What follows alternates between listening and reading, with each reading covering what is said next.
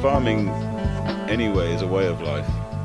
It's not a job, it's a way of life. If you're going to be a farmer, that's how you have to look at it. And organics, definitely, you have to, from my personal point of view, is you have to work with nature. Of course, within organic farming, there's a whole spectrum. You're getting some organic farmers who just see that not using chemicals is the answer, but they're still using the industrial model of inputs and outputs in their head. And then you get fertility, that you have to start seeing the farm as a whole, and there has to be a balance there.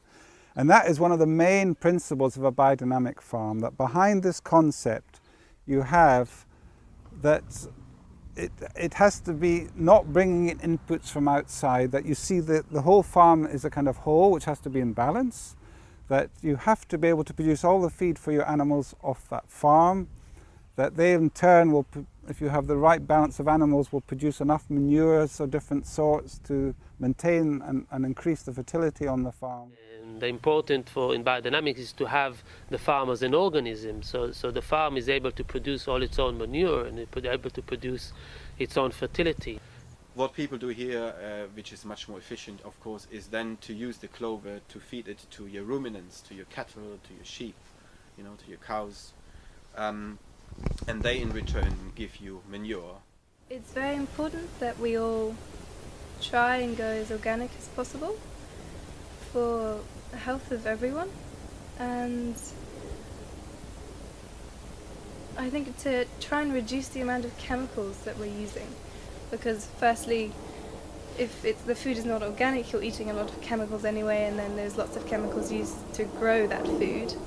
So if you can go organic, then it would reduce the damage to the environment that these chemicals and GMO crops cause. And then on top of that, in biodynamic farming, there is the concept of the preparations, which are, I think, enhancing the manure to a way that the manure is able to really support the plant life, for it to support the animals and the people that live on the farm and feed off the farm. So again, you're creating this cycle of health and sustainability by having the cows eating grass that is suitable for them, that is healthy. And then this manure also goes into the vegetable garden. This manure also goes into producing grain and cereals, which then is fed the people through the farm shop. If you grow up with organic food, it's a very whole environment that you grow up in, so everything is affecting that food. And I think that makes you very aware of your environment and what you're bringing in and what you're putting out. So I think to learn to grow organically is vital for how you'll treat the earth, actually. And I think if you experience the goodness that organics brings into your food and to your environment, then you start to see what else needs to be done around you. So yeah, I think it opens your eyes. Our cows are all kept biodynamically, which means that they're fed with hay and silage from our own farm. All of their food comes from our own farm, and it's all grown organically, and we use biodynamic preparations. The cows have their horns, which we feel is very important for their digestive systems, which is also reflected in the milk, and the milk is more nutritious. They get to be outside all through the year, and in the summer months, spring, summer, autumn, they're out on grass, eating grass, which is the most natural way for a cow. And you can really taste in the milk that it is sort of fresher, more nutritious than a lot of milk which is blended from many different farms and which isn't organic. I think the future is definitely for people to see not just organic or production, but small scale production, which is much more manageable for people and is able to employ more people and empower more people as to where their food comes from, and to have healthy food and have a stronger connection with their food. Because with industrial farming, we have lost connection with the source of our food and the quality of our food. One person can go to store and buy pepper, doesn't matter what time of the year. We are able to import fruit and vegetables from all over the world, and we don't think about where our food comes from and how much effort goes into it. But in this farm here, it's a small farm, 200-acre farm.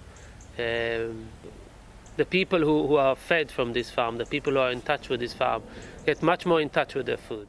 I eat mainly vegetarian, some fish, and I tend to buy from local farmers markets only. I hardly ever enter a supermarket anymore and eat mainly organic food. Mainly vegetarian. I was vegetarian completely it was only 2 years.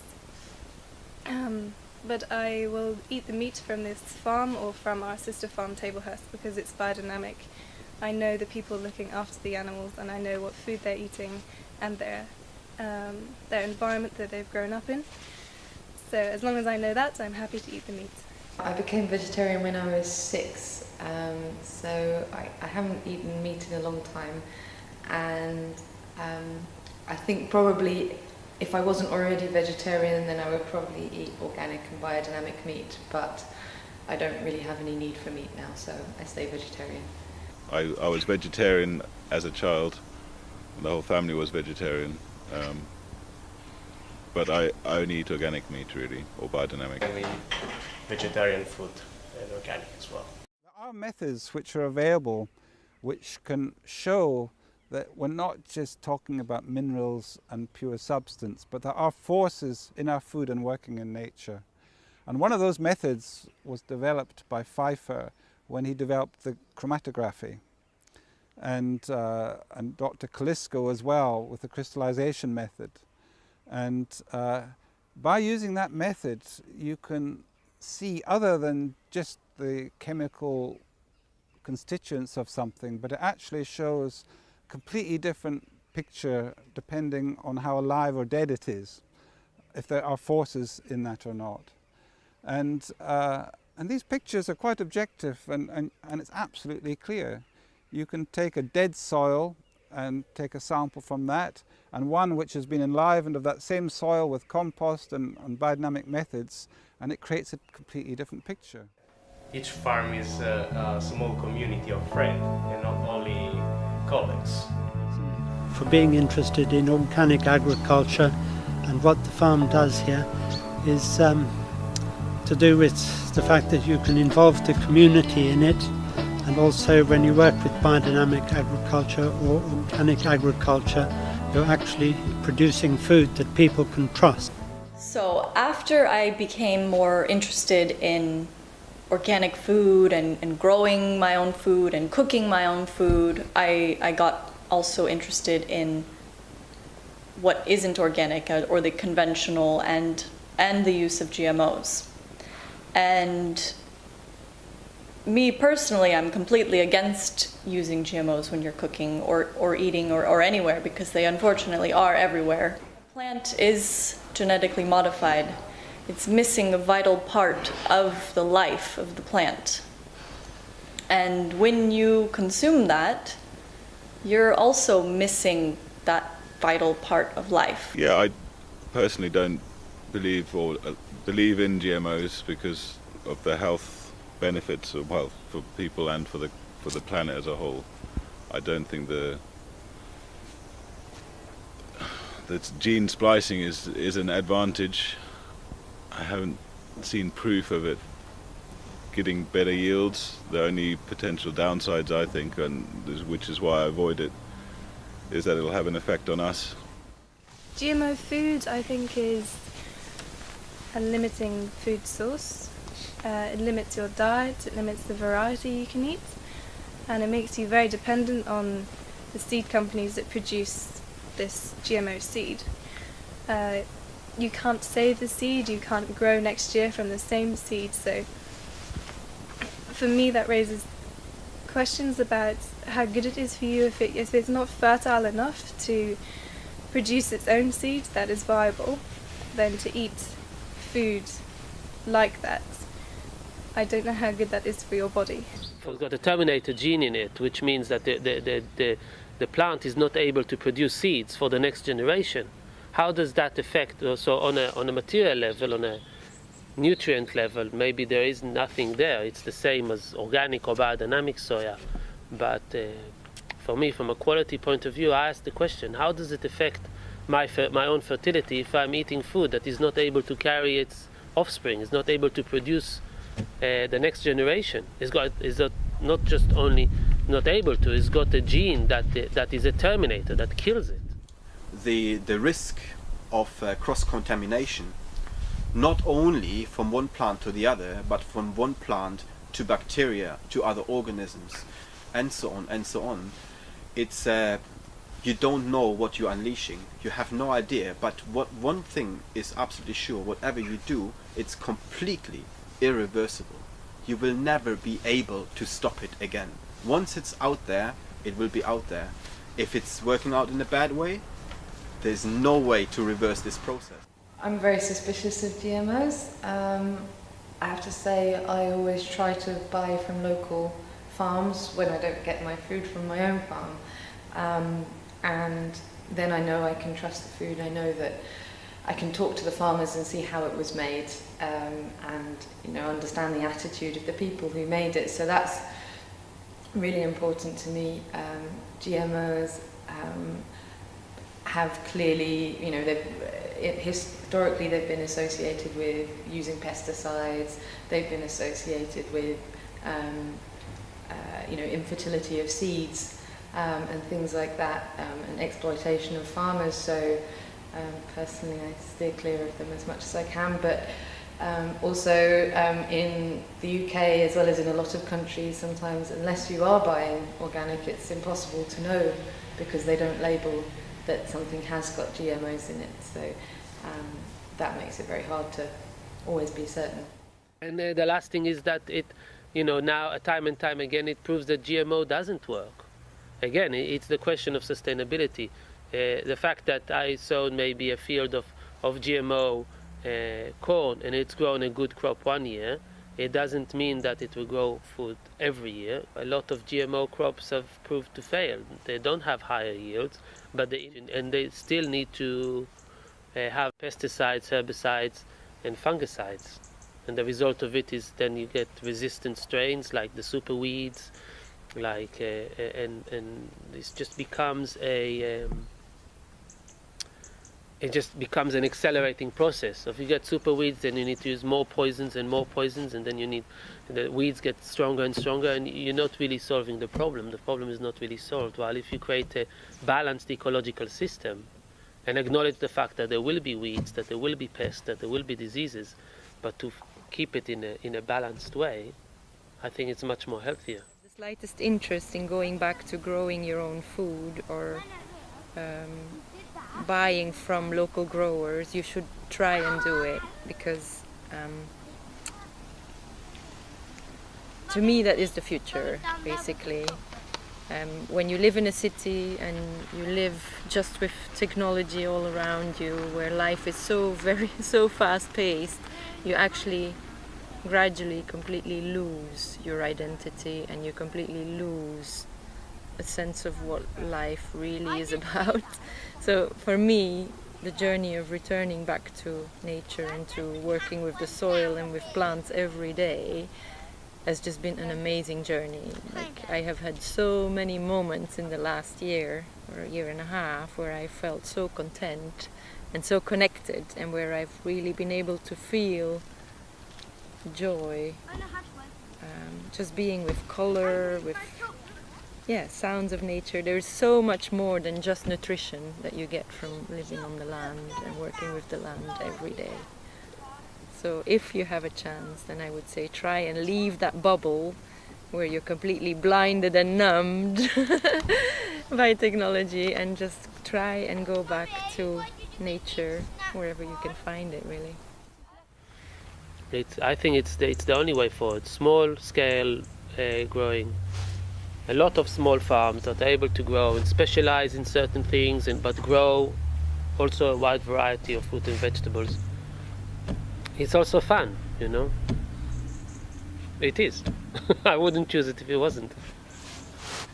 I really enjoy farming life. It's very seasonal, it's very rhythmic. You always have the most amazing food right at your fingertips. So I would definitely recommend everyone get into farming, but it is really hard work.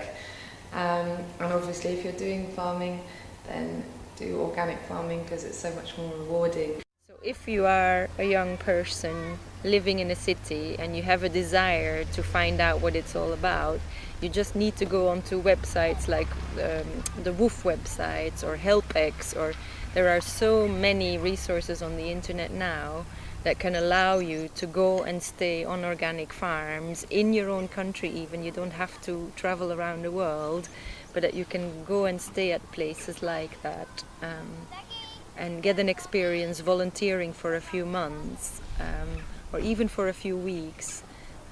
That would be a great thing to do. Or alternatively, try and find in your own city if there are allotments available, community projects, community allotments. Like here in the UK we have quite a lot of those projects, and even while I was still working in an office I used to go and volunteer on Sunday afternoons. Try and find some of these projects and allow these projects to help you spark something for you to change your lifestyle and really understand what organics is about, just by eating organically and working with the land.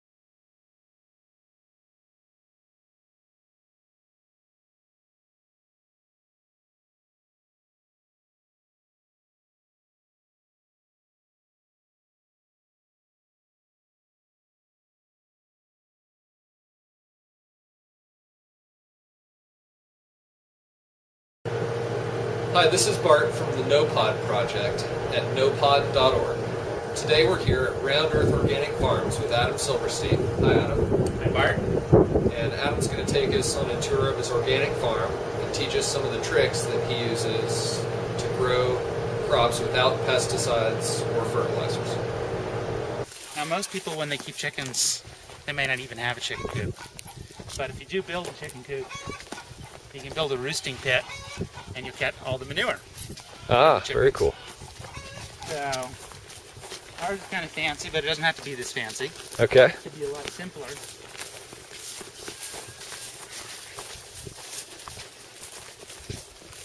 So there's some checks to it.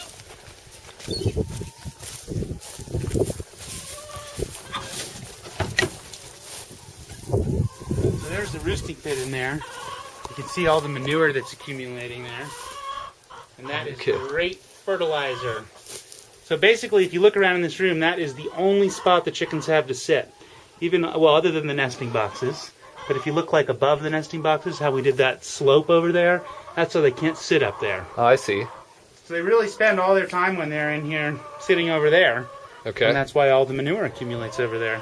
And then there's a trap door or something? There's a trap door on the outside of the building you lift up and you can shovel that manure out. Okay.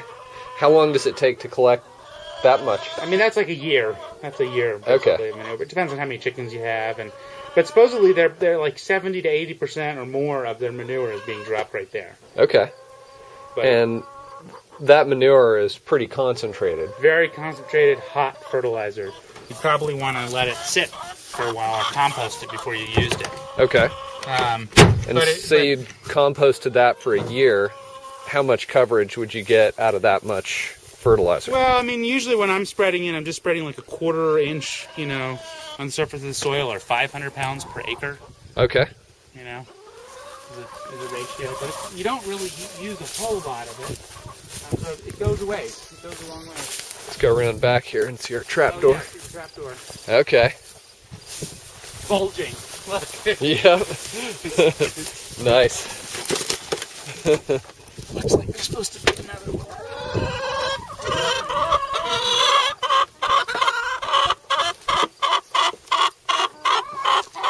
There you go. And then they've got a little door that they can get in and out of here, huh? Yeah, they do.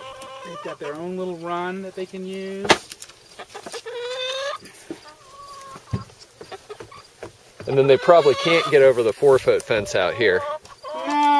No, some of them actually can crawl through the little, I've seen some of them push through the openings. Okay. Actually. But no, and they probably could fly over it if they really wanted to. But they're not really that interested in escaping. If you were in there chasing them and they took off, they could fly over the edge. Because I haven't clipped their wings or anything to prevent them from flying. Okay. So. And how many chickens do you have? I think I have about 18 right now. Okay. Yeah. Very cool. Yeah. And they eat all of our scraps too. That's one of their big jobs on the farm. All the vegetable scraps. So we're processing the veggies. All the scraps go over there, and then they just wind up chowing down on those. Part of their diet. Nice. Gonna have to empty that thing soon. It's bulging. You just bring your tractor over with the bucket to... For the scraps? Or for for that? Yeah. Yeah. Mm-hmm. I would probably just load it right in the tractor and then go dump it in a pile and mix it up every once in a while. Nice. Yep. What other things do you use for soil amendments? Chicken manure is really the big one that I've used, and I've also hauled in chicken manure from chicken farms around here. Okay. The Del Mesa people, they sell this composted chicken manure that I bought like 10 years ago. It's just been sitting in a pile. I also have a lot of deer and elk that come through here in the winter, so they're contributing. You can actually see the pellets right there. Oh yeah. So I leave my veggie crop standing. By the middle of October, we're kind of done with harvest, and the deer and elk start moving down as the hunters move into the high country, and they come down here and they spend a lot of time just chowing down on the remnants of the veggies, Yep. and leaving their fertilizer for us. Very nice. So that's part of it.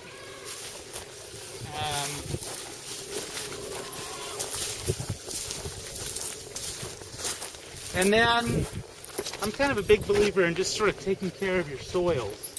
And that if you have healthy soils, that for the most part, most soils have a lot of the nutrients that the plants need. And a lot of times when you have poor growth, it's because plants can't get at the nutrients that they need. Okay. So a lot of times just by working your soils, by tilling them, by irrigating them well, in our case irrigation, spreading some manure, you'll start to improve the soil over the years of just the factor of aerating them, just tilling them, growing some kind of a crop, even if you're just growing a cover crop, like a crop that's just to improve the soil. Okay. You know, sometimes I'll plant a ryegrass or clover or alfalfa, and then later in the season just mow that down or till that back into the soil. Okay. And that process kind of helps rejuvenate the soils. And so part of what I'm doing is I've got, 15 acres, but I'm maybe growing veggies on 5 acres. And the other acreage each year is either fallow, it's unused, or it's got some kind of a cover crop that's growing in it to improve the soils. And I sort of have this slow approach. I'm not real big on fertilizers.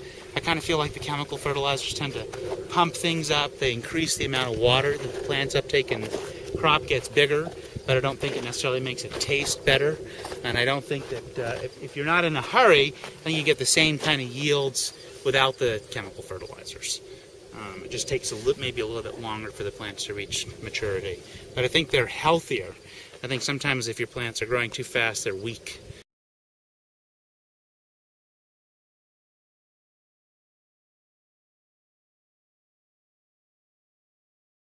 So I kind of have this idea that plants, like people, have an immune system, and that they have a resistance to things like pests. But if they're weak, the pests will have at them. And you see that, I see that in the field, because often the ends of my beds, the far ends, are the part where the pests do the most damage. Now part of that is the pressure coming from outside the field, but part of it is that the plants that are growing at the ends of the beds are always the weakest, because they get trampled as you walk, cut the corners with the tractor, or they don't get weeded as well, or they don't get watered as well because they're at the edge of the irrigation set. So those plants are weaker to begin with, and then that weakness translates into them having more pressure from pests. Huh. Interesting. Well. I got that from one of my teachers who was really into the whole immune system and human beings, and he kind of had this idea that plants have immunities, and when they're weak, and you definitely see that as plants start to decline, the pests kind of will move in. The other big thing that we're doing out here for pests really is not monocropping. I do have some crops like corn. Maybe we'll have a 1/4 acre of it. But for the most part, what you see is a little patch of this, a row of that. You see some flowers out in the middle of the field that are mostly just grown for the birds that like them. There's a couple of crops that I grow, like dill and cilantro, that I will let go to flower, and those flowers will attract beneficial insects. Okay.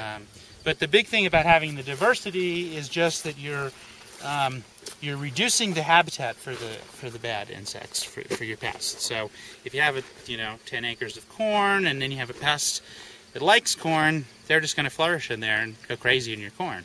But if you just have a little patch, and then you have something else, and you have something else, there's different pests that like each different crop. So you're sort of giving them less territory to move in on.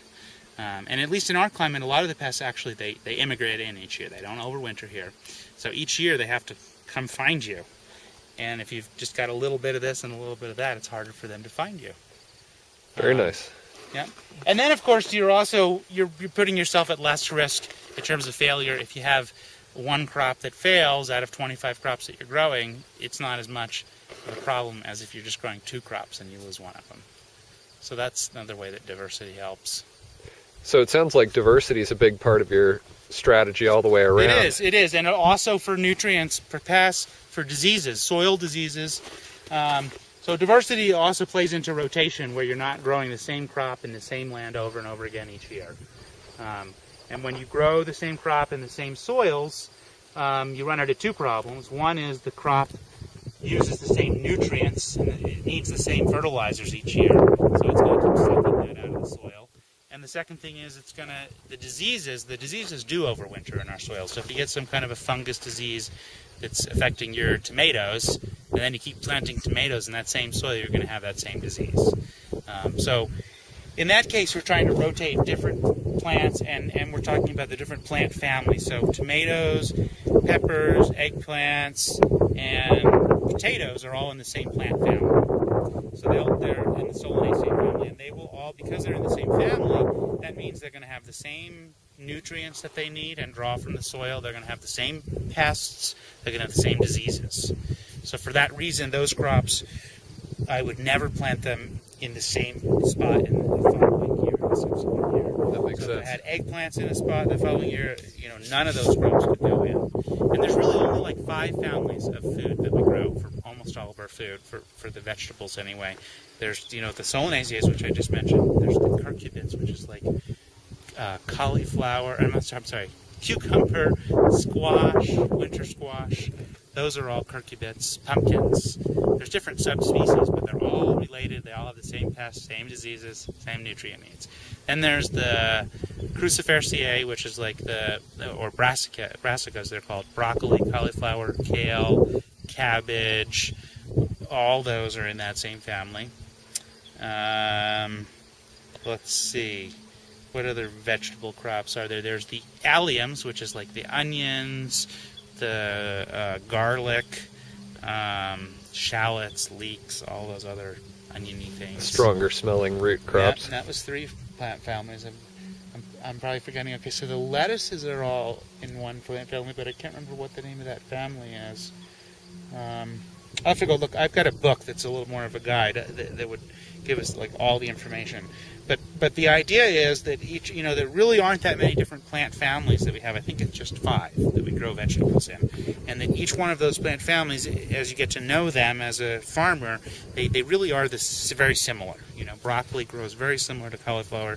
They like the same conditions. They use the same nutrients, same pests, same diseases. So really, that plays into a lot. The diversity is also about rotating and having all those things kind of mixing up each year. Very nice. Okay. No, this is good. This is exactly what we need. The other thing we do for pests is we use this remade material. That's going to be hard to come by in a place where you can't just order stuff through the mail. But that is like a fabric. It's probably something make very similar. But like we have problems with a certain pest that gets on our soft-leafed, like the tutsoys and the bok choys and stuff. It's the flea beetle will just eat those up. So we cover those crops with this very thin kind of fabric. It's an agricultural fabric called rime, and it allows the air and the water and the sunlight to penetrate, but it doesn't let the bugs get through. Okay. Do you have some of that around we can look at? Yeah, we can look at a piece of that. And I think, it's very similar to like what a very fine, like muslin cloth, like a cheesecloth would be. Okay. So it's probably something people have seen, but maybe it's not very accessible. But it's like amazingly effective. It's the barrier method. It's just amazing. You just cover something, and you have to be a little careful because if you've got fruits in there that need to get pollinated, you're keeping your pollinators away too. Okay. So if you need to have bees that are going to spread the pollen, then you can't keep it covered all the time. But if you're not worried about it, if you're just growing a leafy crop where there's no fruits, then you don't have to worry about that. And the beetles don't crawl around the fabric or something Yeah, I that? pin it down, but these flea beetles actually, they move by hopping. Okay. So they don't really crawl. Huh. And there's some that get under there anyway, and there's some under there before you start. But it's just much, much less. Okay. Yeah. So that's what it sounds like, is that you're never going to eliminate your pests on an organic farm. Right. But doing everything you can to interrupt their life cycle. Yep. And, some people are, we have the benefit of growing in a desert climate, so we don't really have the kinds of pest pressures that some people have. But like our organic fruit tree growers, the apple growers, they have to spray really regularly to keep the codling moths from moving in. And they're spraying some kind of an oil that has some kind of a plant extract in it that's toxic to those bugs, Okay. And it's organic because it's made with organic source materials, but it's still sort of very intensive. It requires a lot of intervention. Yep. Mostly what I'm doing doesn't require a lot of intervention. I'm mostly succeeding by the diversity, like I mentioned, and volume, and also choosing to grow here where there's not a lot of pests. Very nice. Yeah. Let's keep walking a little bit. Let's see. Do you bring in beneficial insects? I have before, but for the most part, I've kind of stopped doing that. It's really most effective when you're in like a greenhouse and you can keep them from flying away. And they do sell, like, you can get these bags of ladybugs and you go and you spread them, and they're ravenous when they come, and then you just watch them go to work. But usually a few days later they're kind of gone. Okay. They kind of move on unless there's something great about it. And mostly what I try to do is just, again, create that habitat for them. So, like, I grow these breaks of dill and cilantro, and the ladybugs are drawn to that, and then they'll go out and find other food. Okay, so dill and cilantro are your big favorites for attracting. They're my big favorites. They're in the Umbrophilerae family. That was one of the family we didn't talk about. The carrots are in that family. What else is in that family? Umbrophilerae. It's they all make a similar kind of flower. It's like an umbrella. That's where umbel comes from. And those flower heads, we can actually. I'll show you some here. Those flower heads are what's very attractive to the beneficial insects. We'll have lace wings on them, and ladybugs.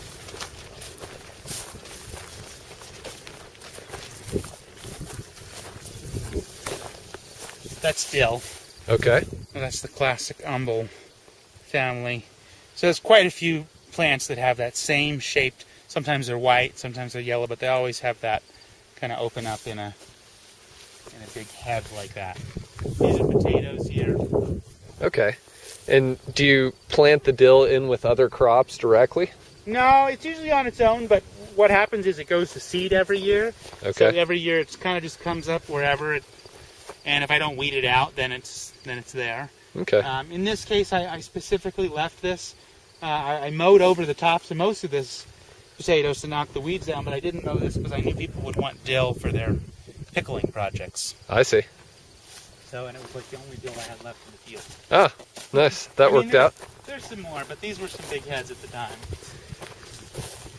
What do we have growing over here? This is cauliflower. This is some of that crazy purple cauliflower. Oh, nice. A couple heads that didn't get picked in there. Yep. That was a green cauliflower we did this year. And we grew the orange cauliflower and, of course, the white cauliflower. That kind of diversity is more just about people enjoying the different colors than anything else. Because they're all in the same plant family. They all have the same needs and everything. Yep. Cabbages in here. You can see our sprinkler line. Things like broccoli and cabbage and cauliflower all like water. They like to be watered all day long, every day. You can water them in the heat of the summer here. You'll always see these sections on. The sprinklers are on here. So that's one other thing that happens that works against the diversifying theory, is that because of my different irrigation needs, I've got to kind of clump things together that want the same kind of irrigation. Okay. So I'll clump together these brassicas, even though ideally maybe they would be more separated. These aren't all the brassicas that I have. There's some over there, and there's some out there, so it's not like the whole thing, but there is a big clump of them here, and that's for a reason. It's because they all like to get watered all the time. And that's probably your most water-intensive type of crop. Mm-hmm. That and like lettuces get watered a lot. Whereas something like a tomato or a squash maybe would prefer, if you didn't water it as much, likes to dry out really between waterings. At the end of the year, people often will just stop irrigating those crops and just let them dry. Okay. So they'll ripen up their fruits more. I see. This is all sort of fallow, but it was planted in crops this year, and then it's just been dug up, and I haven't had a chance to till it down yet. Nice. Got a lot of rocks in our soil. That is always a lot of work on your equipment, and it's a big project in the spring, but the rocks also indicate that we have good mineral content in our soil, because our soils are being formed when there's a lot of volcanic activity in the area. And amazingly enough, if you go down to Hansen Mesa, one mesa below us, there are no rocks. No rocks. Like, none. Like, if they want rocks, they have to come up here and get them. And, around here, you see, you can't quite see them, but there's rock walls on the edge of every field, because people have been pulling rocks out for 100 years. And they're not done. There's still more rocks. And so you've got a much better mineral content than they do down in Hansen Mesa. Yes. Their soil is much more sterile. It's sandier. Yeah. So they have more work to do in terms of fertility. Okay. So, but I just noticed the rocks. That's why I mentioned it. Yep. Because every time you till, you get a bunch of rocks coming up.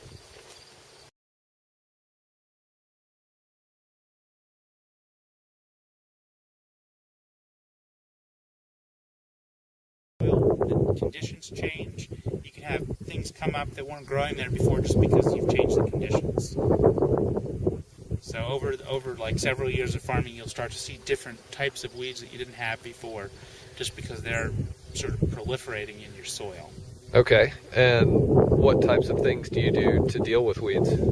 Weeds we really cultivate by hand. It's all done mechanically by hand. I do a little bit of tractor cultivation on my bigger crops like the corn, where I can get the tractor set up and tear through there with blades behind my wheels and get a lot of the weeds that way. But for most of the crops we're weeding by hand. We use a hand hoe that's like a stirrup blade hoe. Okay. It's like a thin blade and kind of a slightly flattened, it's not completely flat, but it's got like a little bit of a bend to it. And you just use it in this pulling motion towards you. The biggest thing that I've found about weeding is that the timing is really critical. You have to weed before the weeds get too big, or you wind up doing a lot more work. And so getting to the weeds at just the right point is really important in terms of being efficient. Also, the moisture level of the soil is really important when you're weeding. So in our climate where it's dry and we can control the moisture level, I try to make sure that the soil that we're cultivating, hoeing, is not soaking wet, because the mud will just clog up your tool. You also don't want it to be super, super dry, because the soil just gets hard when it's dry. But it's got to be kind of somewhere in between, a little bit of moisture. And then right after we cultivate, we want the weeds that have been cut up to just bake in the sun, so we don't want to irrigate for another day or two after we weed. Okay. And then we can start to irrigate again. Where you're in a climate where you're relying on rain, you have to really be on top of, today's the day, we've got to weed today because the conditions are right. So the weeding is most effective when the conditions are perfect. The weeds are at the right height, the moisture level's right. So to me, being really successful about weeding is just keeping at it all season, kind of starting early. I start when the weeds are just like tiny, tiny weeds and you can barely see them, and we just start. And it's very quick, you just weed a whole bed in almost no time because there's not much. You don't even see much, and it's very quick, but still it makes a difference. So I just kind of try to start early and stay on top of it. How often do you weed? Well, it's kind of like a part of our season. Like early in the season, we're doing greenhouse work and field prep work. Then we're getting to planting big time. And usually by the middle of May, we're almost done with our planting and we're really getting into weeding. And then we have a period of about a month and a half where that's all we do. And I hire a crew. I bring people in to help us with weeding because it's a big labor need that we suddenly have. And then it kind of goes on. It kind of trickles in, and then it gets really big, and then it kind of goes on for almost the rest of the season. It kind of slows down towards the end because we stop weeding certain crops, and other crops we have to weed again, or maybe a second or third time. Okay, and what do we have here? These are artichokes. This is the rest of the artichokes. They're really kind of finishing up. Here's the broccoli. Got some wild turkeys out there. I don't know if you can see the turkeys. Oh yeah. They like to eat the bugs too. And they don't tromp on the crops too bad, huh? No, we did notice some damage in our lettuces this year, but not too much. They really move quite a bit. They don't tend to stop and do too much concentrated damage. And how many turkeys do you have out here? I have no idea. There's several groups. They're wild. Probably 50.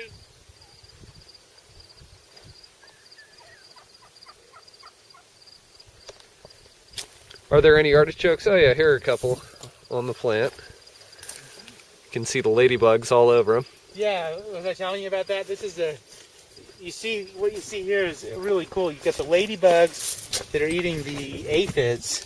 And the other thing you get is, I don't see it so much right now, but you get ants that farm the aphids. The ants, there's an ant, they bring the aphid eggs up and they put them on the plants, and then they come back and they harvest the little baby aphids to eat. Okay. And then the ladybugs kind of key in on it, and there's a lot of wasps that come in too, and I mean, these plants, right now, I think it's just kind of cooled down, so it's slowed down, but in the middle of the summer, it was just like crazy. You could barely walk in here. It was just insects everywhere. And so ladybugs are pretty much your primary beneficial around here, it seems like. They're a big beneficial for sure. Yeah, there are definitely a lot of them in here. There's a lot. The celery in our climate tends to get really tough. So what I'm trying to do here is hill it up. I'm trying to use the tractor to bury these things with dirt. And then that'll sort of blanch them and make them turn white and tender, hopefully. Nice. I can almost smell the peanut butter and raisins.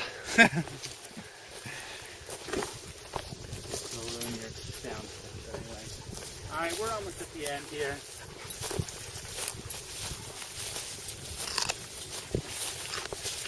It's good.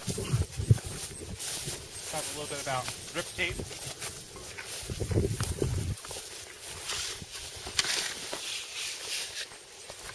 So this whole section here is all being irrigated with this drip tape.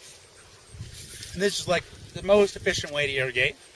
The water's just pushed down into the tube, and there's little holes that are kind of pre-drilled into this seam that allows the water to dribble out. And so for the whole run, there's like a little bit of water dribbling out every 12 inches, and the lines stay on for a long time, like 5 or 6 hours, until it's saturated. It's very efficient. You're not watering, in between the beds. So I've got one row of crop, and then I've got a 5 or 6 foot space, and then another row of crop, and I've just got water going where the crop is. So also less weeding, because you're not watering your weeds.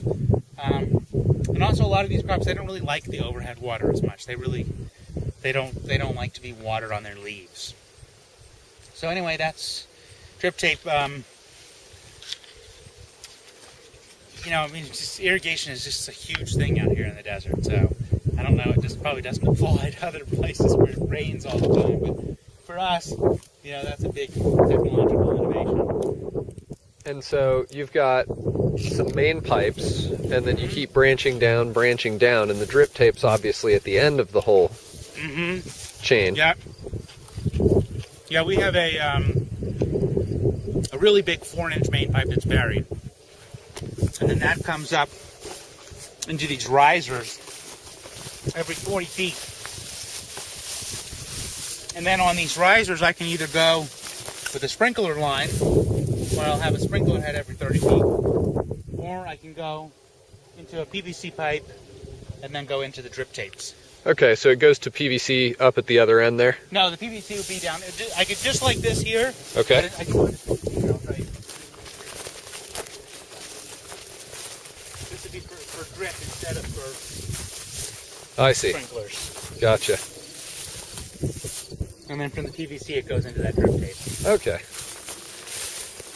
Do you have one of the drip tapes starting off from the PVC somewhere? Yeah. Okay. It's hard to see it. Okay. That's what it looks like. Wow. And all I really do is looks like that one wasn't working. It's a very simple system. I drill a hole in the PVC that's slightly smaller than the outside diameter of this tube. Okay. And I cram the tube in there. And then I poke a hole in the drip tape and cram the tube in there. And that's all of my whole technology. And then you just pinch off both ends of the drip tape. Yeah, I just hide it in a knot. Okay. They do make special fittings for all this stuff. They make a special fitting for this part. They make a special fitting for tying off the end. They make a special fitting for this. I just learned this kind of cheap way of doing it, where you don't have to have any fittings. If it works, that's what matters. Great. And at a certain point in the season, you can't check the line anymore. When we first fill it up, we go down, make sure it's not leaking anywhere, make sure there's no tears or whatever. At this point in the season, if I were to wanted to make sure it was working, I would basically just go to the other end. And if there was water at the other end, I'd be pretty confident there'd be water dripping out the whole way. Okay.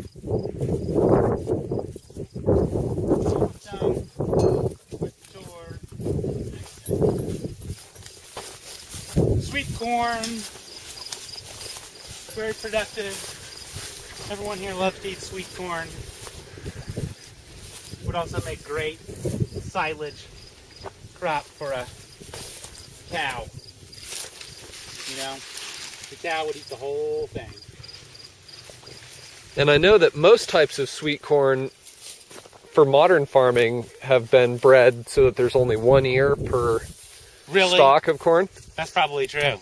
Is that how this corn is, or? No, this one will produce a couple per. Okay.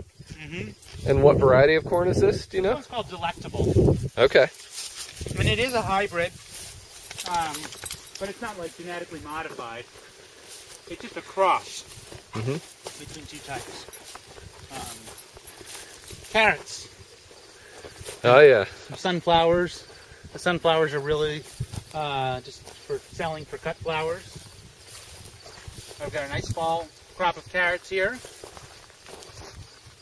And we're just kind of picking at those. They'll go for a couple weeks, a few weeks maybe. A lot of different varieties. Hope some in your light. Yeah, I'm gonna try and pull one out here. I know, I see you. You might just pull the top. Here you go. Okay. These are the little guys. These are cute. These are the little, like, Thumbelinas. Nice. But some of them are bigger. Just the type.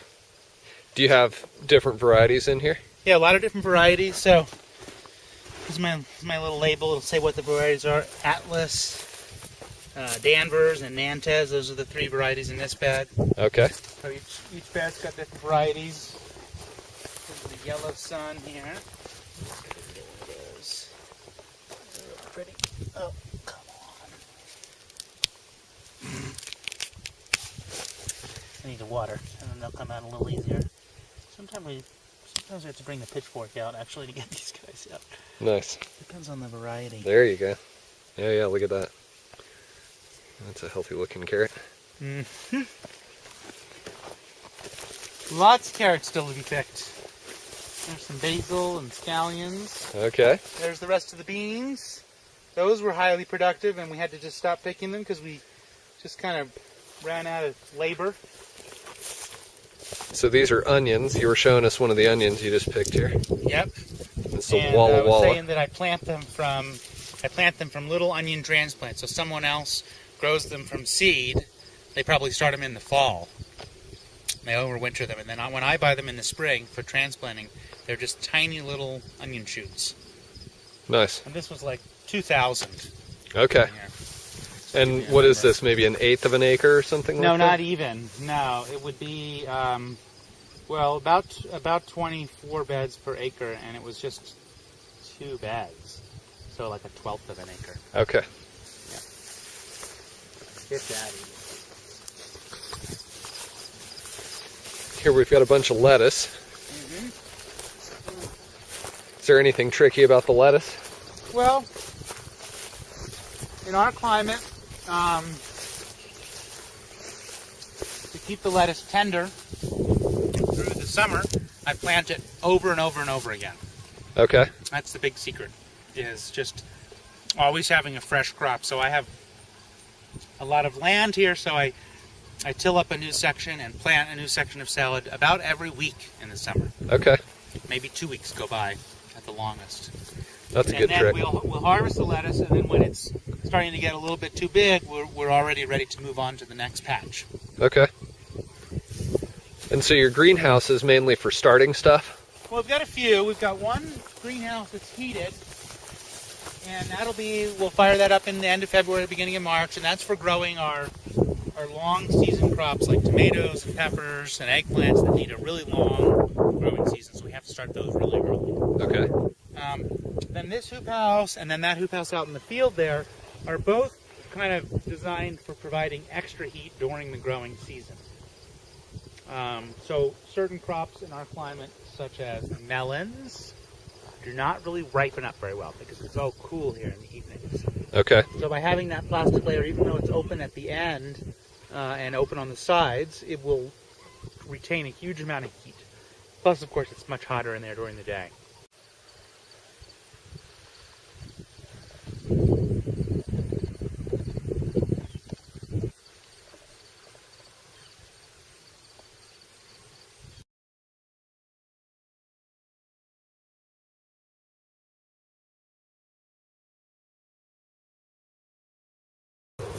Okay, so you basically just have 2 tractors here on the farm.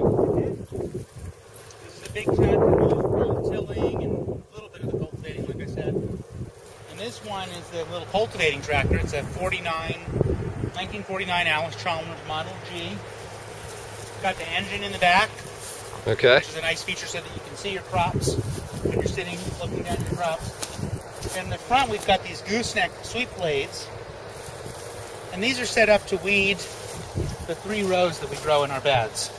So these blades work the soil, the wheel and this back are kind of rolling along, floating along.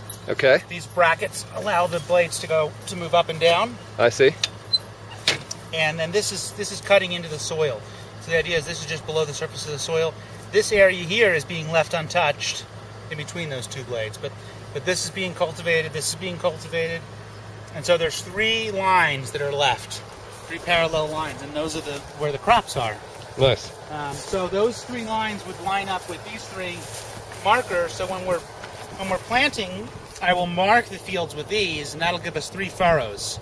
And then we'll drop our transplants that we've grown, like our broccoli transplants or our lettuce transplants, into those 3 furrows. Okay. And we can come back with the front part and weed it without hitting, if you're not hitting 1 row, you're not hitting the other 2 rows. Right. Because they're parallel. They're not straight, they're parallel. And then also with the big tractor, the other thing that I do that we didn't talk about is I do some direct seeding with that. So I've got 3 seeders that I put on the bar on the back, and I can fill those up with carrot seeds like we saw out there, or corn, or beets, or it's a whole bunch of different crops that I direct sow. Peas, beans, all those things. I'll dump those seeds in the seeder and then drive down, and then that's putting the seed right below the surface of the soil. Again, the spacing on those 3 rows would match the spacing of these and the spacing of my cultivators. Okay. So I'm able to go back and do the cultivating. Nice. We still cultivate everything by hand, but this allows us to come through very quickly. I can, in a couple of hours, go cultivate a whole acre. And, it's not 100% thorough, but it's a 80, 90% kind of thing, and then come back by hand to finish the job off. Well, it seems like a neat little tractor. That's cool. Let's go see your double digger. Okay. So this is a spader. It has just a series of 8 blades, mine does. They come in different widths. And what happens is the blades make a motion kind of like this. They chop straight down, and then they kind of loop back. They're making a circular motion. And what happens is they're chopping up the soil as you move forward very, very slowly with the tractor. They're slicing off like maybe a ½ inch or an inch of a trench that you're working, and they go down quite far, 10 or 12 inches, maybe even more. And then as they make their backward motion, they catch the top half of that tilling depth, maybe 5 or 6 inches, and they fling it backwards against this plate. Okay. And the soil, if the moisture content's right, will hit that plate, pulverize, and fall back, making a really nice seed bed on top, just like you get with a rototiller. Now, if it's too dry, it'll be, it won't pulverize. If it's too wet, it turns it into muddy chunks. So the moisture content really is very critical on this implement. Okay. But if the conditions are right, what you wind up with is, you wind up with soil that you can stick your arm down to your elbow. It's loose down that far. The bottom half of that tilling depth has been loosened. The top half has been actually blended more. They don't get mixed together. Okay, whereas a rototiller would just mix them. Yeah, it mixes them. And part of what you're doing with the whole thing I was talking about, like the life of the soil and trying to keep your soils healthy, most of the life of your soil is just in those top couple of inches. That's where all the biological activity, where the oxygen is permeating, the worms are doing their cycling up and down. So when you're rototilling or tilling down 8 or 10 inches and you're sort of blending it all up, it's not that you're killing it, but you're losing sort of your concentration of your life. So if you can try to avoid that, it's better. Okay. Good tip. Yeah. And it's a great tool, and they have come down in price quite a bit since I bought mine, and they make them in all different sizes, so you can get them even as small as like for a soft type rototiller. Oh, okay. They have them for like a BCS rototiller. The fancier one, but I could never get its. You can see it's kind of pulled apart. I could never get its chain to work. I got it. I mean, I used it for several years, And then one year I spent all this time. I had Jim Harden like manufacture these pieces, these teeth for me, and Okay. I could never get that. It would work, but then it would get stuck. And I finally gave up on it. So I need to actually get a bigger one. But this is the one I'm using now. It's pretty small is my main problem with it. You know, I can only hold like 3 or 4 buckets worth, and then I got to drive out there and drive back. Right. The one is driving a lot more. But it's chain driven, so it's more reliable. Right. Yeah, sometimes the old technology works better. Yeah.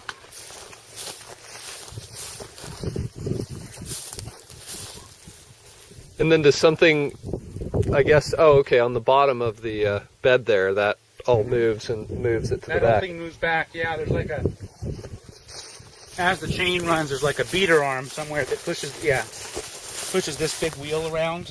Okay. Just like one notch at a time, and that turns the chain. And is this all driven from the tires? All driven from the tires. Super old technology. And do you have control over various aspects of it with these levers? Supposedly, although mine is not working that great, so I just basically have on and off. Okay. But supposedly, one of them would control like how much was letting out, and one of them would control how fast it was moving. I see. But for me, it's just kind of either on or off. Yeah, neat piece of equipment. How old would you guess that is? I don't know. 50 years maybe? The guy I bought it from was like 90 or 80 something. You know? Yep. Probably the easiest $500 he ever made. There you go. All right, well, that was great, Adam. Had fun, and I'm sure we learned a lot today, so really appreciate it. Until we see you next time. Great. Thanks for coming out. Yep. Thank you.